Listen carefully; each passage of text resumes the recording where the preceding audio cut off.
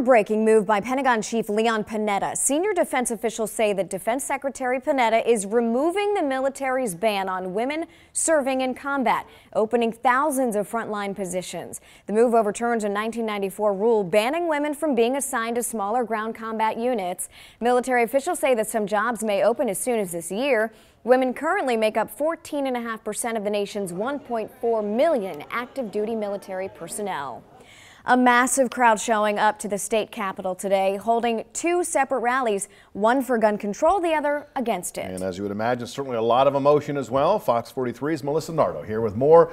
Big story here out of Philadelphia. Police are trying to get to the bottom of a brutal murder of a pediatrician who was strangled and set on fire in her own home. Police say the victim, 35-year-old Melissa Ketenuti, ran errands before returning home the morning she was killed. Ketenuti worked at Children's Hospital of Pennsylvania. Is in big trouble, accused of spying on his co-worker during breastfeeding. Police say the man put a camera that looked like a pen on the woman's desk. It recorded her using a breast pump in the privacy of her office. The woman eventually noticed the pen and discovered the camera. Police won't say how many videos were recorded. The company is now doing an electronic sweep to see if there are any more hidden cameras. In Philadelphia, in just a few minutes, friends, family members, fans will gather to remember the late Joe Paterno. The Penn State football coach passed away 1 year ago. A vigil will begin at 7 p.m. in front of the mural in downtown State College. Students are expected to spell out the name Joe in candles. We do have a news team there, and of course we'll be checking in with them live at 6:30.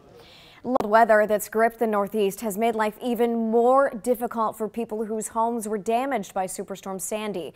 As Fox's Joanne Pileggi tells us, they're doing what they can to stay warm, but it is not easy.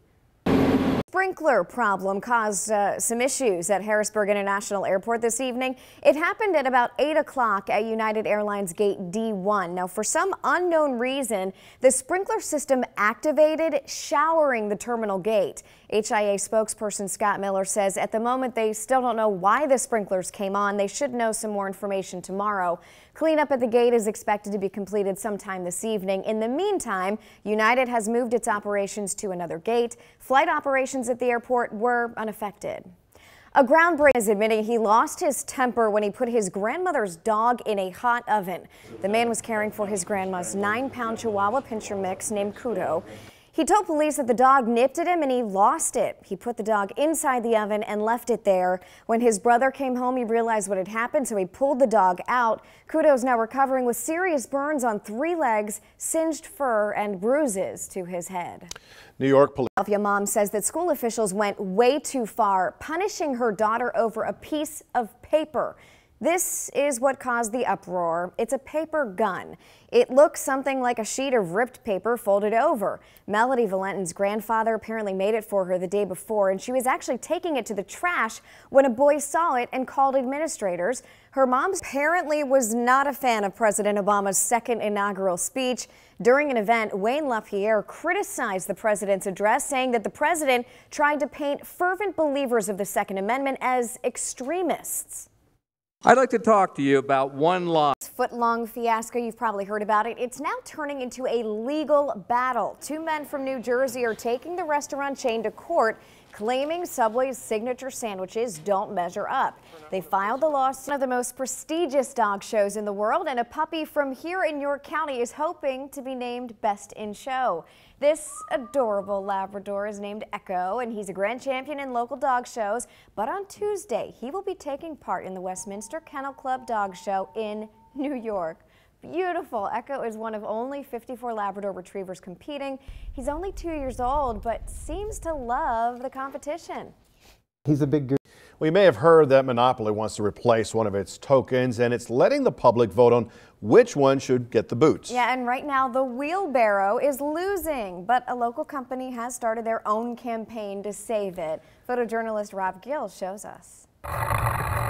As much as Penn State might wish to erase the Jerry Sandusky child sex scandal, the university is actually making a move in the exact opposite direction. The school says that it wants to be at the forefront of research to understand and prevent child abuse. Penn State announced plans to hire a dozen new faculty over the next 3 years. President Rodney Erickson says that the child maltreatment field is extremely small, and he hopes to greatly expand research into child sexual abuse. An explosion at an oil. My computer had 3 gigabytes, and that was huge, and that was not that long ago. All right, Americans will spend billions of dollars to get ready for the big game, but if you're looking to save some cash on your Super Bowl bash, Karen Caifa has some cost-cutting tips. According to an Police are still looking for the person who abducted a little girl from an elementary school earlier this month. Newly released surveillance video shows just how quickly the child was taken. Stephanie Salvatore has the details. A pawn shop in Oklahoma City is taking advantage of a nationwide bullet shortage. Chelsea Davis usually invests in gold and silver. Now he's investing in bullets. And he says business is booming. In the first 3 days, he says he bought 10,000 bullets. Right now he's holding on to them, but he does plan to sell them in the future. Thank you. In New York, police are investigating a brutal subway attack as a hate crime. A gay man was attacked Monday, and onlookers apparently did nothing to stop it. The victim was with his partner riding the subway when 2 women started calling them names. An argument broke out, then 4 others joined the 2 women in beating and kicking the man. 3 guys jump on. The state's lottery system rages on. Governor Tom Corbett's bid to privatize the state's lottery was recently rejected by Attorney General Kathleen Kane, who had concerns about its legality. Today, Camelot Global Services out of the UK agreed to extend its bid to manage the lottery through March 18th. This is according to Penn Live. The governor is considering a court challenge to the Attorney General's rejection of the contract. Students in Lancaster County are trying to bring a little touch of spring to folks at Garden Spot Village. 10th graders at Garden Spot High School working today with residents and at the retirement village to help create these beautiful flower arrangements while learning a thing or two as well. It's the tastiest time of the year. York Restaurant Week kicks off tomorrow, offering cheaper prices on all of the restaurants that the city has to offer. Fox 43's Jessica Reyes has a preview from the Yorktown Hotel. Is considering raising taxes as they work to balance next year's budget. As Fox 43's Amanda McCall explains, at this point they're also working to get an exception to raise taxes by more than the state allowed limit. The state acts one tax has been arrested for what police say was the attempted murder of his 2-year-old daughter, leaving her blind and unable to walk again. Hector Garcia, the man you see here, was put in Berks County Prison after doctors said that the little girl suffered massive brain injuries from a fractured skull. Doctors say the child suffered other severe internal injuries as well after being shaken or slammed against something. Garcia was babysitting the child while the mom was at work. Police arrest and charge 3 in a case against South African runner Oscar Pistorius, and one of his family members is speaking out, insisting that he's a peaceful person. Karen Caifa has the latest. The Olympic sprinter known as... Let's call this Morning 2.0. Active Facebook pages for people who are anything but. It gives those in need of consolation a place to turn. She was my best friend. Danny Hombrack lost his mother, Janet, 4 months ago and says he loves feeling like she's still there. Even if they are far away, you can still share those memories and still be with one another without being with one another. I'm glad that it's there, more than glad that it's there. But Susan Zahn, who lost her son 2 years ago in a tragic motorcycle accident, disagrees. I'm at the point where I absolutely do not want to see it on there anymore. Susan says it doesn't seem healthy to have a constant reminder of her only son, Ryan. I have days where I can't stand that, not having that. It's so lonely. I mean, I have friends, good friends, but it's just not the same. She said she's tried for months now to take down his page, but with no luck. That page is not a good, healthy thing for a lot of people right now.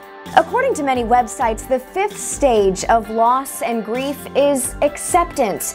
But with Facebook making it feel like these people are still alive, are we even getting the necessary type of closure that we're used to getting? We asked Karen Stabley, a local therapist, and surprisingly, she says yes. In the grief process, I think it's allowed people to really express feelings connected to the person that they've lost. Karen says even with a Facebook page active, most people realize that the person behind it isn't. I don't see it as something like perverse that you're pretending that person is alive. She says that, like Danny, it's not uncommon that people find it comforting seeing that they're not alone. But more than anything, she says it's just a personal choice whether or not it's right for you. We've done this all along. We're just doing it differently as a society, and Facebook just gives us that opportunity. I'm just kind of done. I need to move on with my healing, and that page, it just kind of seems almost morbid to me sometimes.